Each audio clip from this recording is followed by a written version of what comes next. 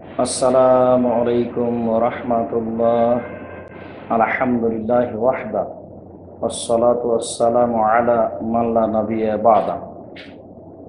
সম্মানিত দিনী মুসলিম ভাই, প্রশংসা আল্লাহর জন্য, শান্তি অবতীর্ণ হোক আল্লাহর রাসূলের উপর সাল্লাল্লাহু আলাইহি ওয়াসাল্লাম। আমাদের মোহনা টিভিতে প্রোগ্রাম করতে যাওয়া ব্যাপারে আমরা একটা বিতর্কিত কথা শুনতে পাচ্ছি, বা আমাদের নামে বিভিন্ন কথা ছড়ানো হয়েছে বলে আমাদেরকে অনেকেই বলছেন। এ ব্যাপারে আমরা আপনাদের সামনে কি ঘটেছে, সঠিক কি ছিল, তার একটি তথ্য পেশ করতে চাচ্ছি। মোহাম্মদপুর আলামিন জামে মসজিদের মোতাল্লি জনাব নজরুল ইসলাম সাহেব গত জুমার আগের জুমায় বললেন, আব্দুর রাজ্জাক, তোমার, আমার এবং কাজী ইব্রাহিম এই তিনজনের একটি প্রোগ্রাম রয়েছে 6 তারিখ শনিবার মোহনা টিভিতে। তিনি কয়েকটি বিষয় দেখালেন। তার একটি বিষয় হচ্ছে মাযহাবীদের সমন্বয় নিয়ে, বা মাযহাবের সমন্বয়ে একটা কথা বলা হবে। বিভিন্ন মাযহাব যে দুনিয়াতে দেখা যাচ্ছে এই বিষয়ে। আমি তার কথা শুনে বললাম যে কি ওখানে কোনো বিতর্ক অনুষ্ঠান হবে নাকি? উনি বললেন যে না, এই বিষয়ে একটা সমন্বয়ে আলোচনা হবে, সেখানে আর তর্ক কি আছে। তো আমি আর কিছু বললাম না। আচ্ছা ঠিক আছে। নির্ধারিত সময়ে উনি পৌঁছে গেলেন আমাকে নিয়ে যাওয়ার জন্য। আমরা সেখানে উপস্থিত হলাম। আমরা নির্ধারিত সময়ে উপস্থিত হলেও যারা প্রোগ্রাম নেবে তারা নির্ধারিত সময়ে উপস্থিত হতে পারেনি। আমরা সেখানে কিছুক্ষণ অপেক্ষা করলাম। অপেক্ষা করার পরে দেখা গেল যে যারা প্রোগ্রাম নেবে তাদের 2 জন লোক এসে আমাদেরকে একটা ঘরে নিয়ে গেল। নিয়ে গিয়ে সেখানে বসতে দিল। আমরা বসলাম। বসতে কিছুক্ষণ পরে 2 জন ছেলে মানুষ আসলো। এসে আমাদের সামনে বসে কিছু কথা বলতে লাগলো। কথার প্রথম কথা ছিল পরিচিতি। আমি জিজ্ঞাসা করলাম, তোমার নাম কি? সে বলল, আমার নাম লুৎফর রহমান। তারপরে নিজেই বলল, আপনার পরিচয় আমি জানি, আপনার বক্তব্য আমি শুনেছি, তা আপনি মনে কিছু না করলে আপনাকে আমার কিছু জিজ্ঞাসার আছে। বললাম, বলো তোমার কি জিজ্ঞাসা। আপনার বক্তব্যে একটা শুনলাম যে আপনি বলেছেন কাঁধ মাসা করার হাদিস জাল, এবং বাচ্চার এক কানে আজান এক কানে একামত, এই মর্মে হাদিসটি জাল। তো আমি তো দেখছি এ মর্মে হাদিস আছে। একটা খাতা বের করে হাদিসটা পড়তে যাচ্ছিল। তা আমি বললাম, তুমি হাদিস পড়তে খাতা বের করে পড়তে যাচ্ছ কেন? কোন হাদিস গ্রন্থে আছে সে হাদিস, সেটা বের করো। বের করে দেখো হাদিস কি ঠিক কি বেঠিক।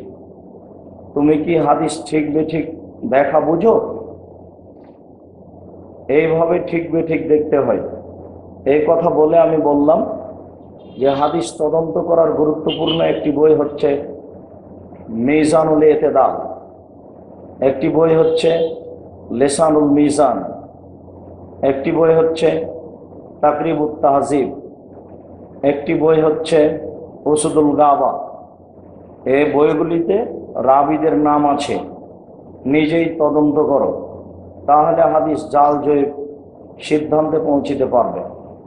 আর এটা যদি না হয়, তাহলে যেসব বিদ্বান তদন্ত করেছেন তাদের বই দেখো।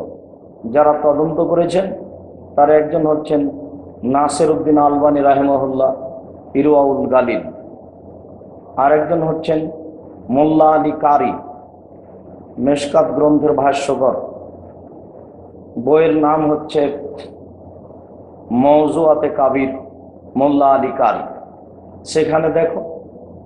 এছাড়া তহফতুল আহওয়াজি এবং সবুলুস সালাম, এই বইগুলিতে এসব হাদিস তদন্ত করা আছে। দেখো, এইগুলি বলতেই সে একটা জিজ্ঞাসা করলো, তাহলে হাদিসে তো আছে জুতা পায়ে দিয়ে সালাত আদায় করেছেন আল্লাহ রাসূল, তাহলে কি এখন জুতা পায়ে দিয়ে সালাত আদায় করতে হবে?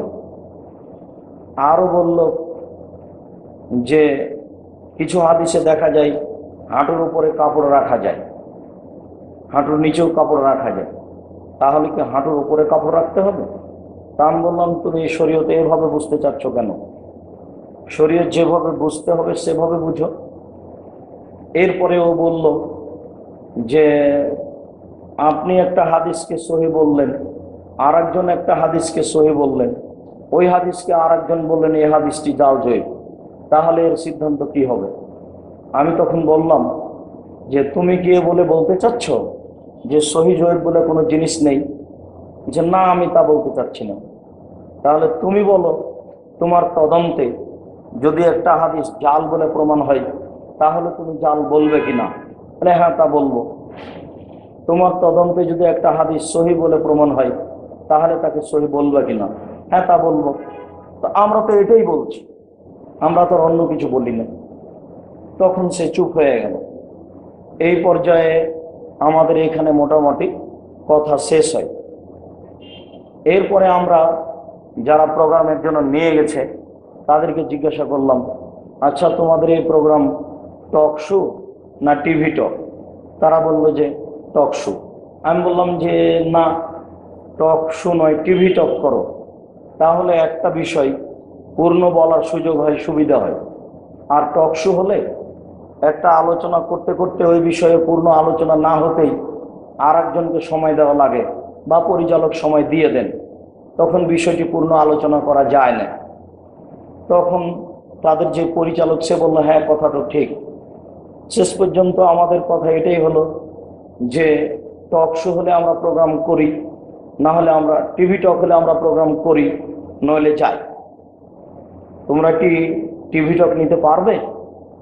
তারা বলল যে না, আমরা টিভি টক আজকের বৈঠকে নিতে পারছি না।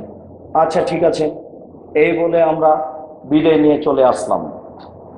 এরপরে লুৎফর ফারাইজির সাথে আমার কোনো কথা হয়নি। ওই দুইটি বিষয় নিয়ে আলোচনা হয়েছিল, ওই পর্যন্ত কথা শেষ। টক শো টিভি টকের বিষয়ে লুৎফর ফারাইজির সাথে আমার কোনো কথা হয়নি। আমরা উঠে চলে আসলাম, তখনও লুৎফর ফারাইজি আমাদের কিছু বলেনি।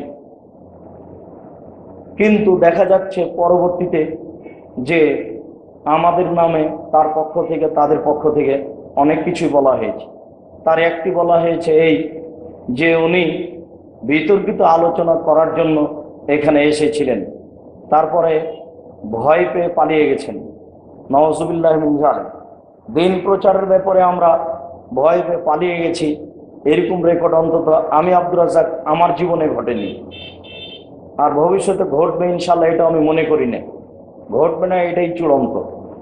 তো এই ধরনের মিথ্যা কথা আলেমদের ব্যাপারে বলা একজন আলেমের জন্য আমরা শোভনীয় মনে করি না, বরং এটা একটা নিচু শ্রেণীর কমিনা মানুষের কাজ। যেটা ঘটেনি সেটা ইন্টারনেটে আসবে কেন? সাথে সাথে আমাদের এই কথাগুলি ভিডিও হচ্ছে সেটাও আমরা জানি না। দেখা যাচ্ছে যারা আমাদেরকে বলছে তারা বলছে যে আপনাদের তো ছবি আমরা দেখলাম, আপনি আছেন এবং আলামিন মসজিদের মুতাল্লি জনাব নজরুল ইসলাম সাহেব আছেন, তাহলে ভিডিওর ব্যাপারে আমরা জানলাম না? আমরা সেখানে বিতর্কিত প্রোগ্রামে গেছি, পালিয়ে আসলাম, এই বিষয়ে আমরা জানলাম না? বিতর্কিত প্রোগ্রাম এটাই আমি জানি না যে সেখানে বিতর্কিত প্রোগ্রাম ভিডিও হচ্ছে, এটা আমি জানি না। তো দেখুন মুসলিম ভাই বোন, আপনারা বিষয়টি তলিয়ে দেখুন। আমি আব্দুর রাজ্জাক বিন ইউসুফ, আমি মানুষ, ভুল ত্রুটির ঊর্ধ্বে এই কথা আমি বলি না। আমি যা কথা বলছি তা সত্য সত্য 100% সত্য বলছি। মানুষ হিসেবে কথার 19-20 হতে পারে। বিতর্কিত অনুষ্ঠান এটাও আমি জানতাম না, ভিডিও হচ্ছে এটাও আমি জানতাম না। পালিয়ে আসার বিষয়টি নব ডাহা মিথ্যা। যারা মিথ্যাচার করে তাদের অবস্থা কি হবে আল্লাহ ভালো জানেন। এরপরে আমরা মানুষ হিসাবে ত্রুটি হতে পারে মর্মে আল্লাহকে বলছি, আল্লাহ তুমি এই ধরনের মানুষকে সম্মতি দান করো, সংশোধন করো, তারা যেন ভালো মানুষের পিছনে এইভাবে লেগে না যায়, ভালো মানুষকে সমাজে যেন অপদস্থ করার চেষ্টা না করে। তুমি সর্বশক্তিমান, তোমার দরবারে এরকম মন্দ মানুষের কল্যাণ কামনা করো, তো তাদের সঠিক পথে পরিচালনা করার জন্য তোমার দরবারে জোরালো আবেদন রেখে আজকের এই সংক্ষিপ্ত আলোচনা এখানে শেষ করছি। সুবহানাকা আল্লাহুম্মা ওয়া বিহামদিকা আশহাদু আল্লা ইলাহা ইল্লা আনতা আস্তাগফিরুকা ওয়া আতুবু ইলাইক। আসসালামু আলাইকুম ওয়া রাহমাতুল্লাহ।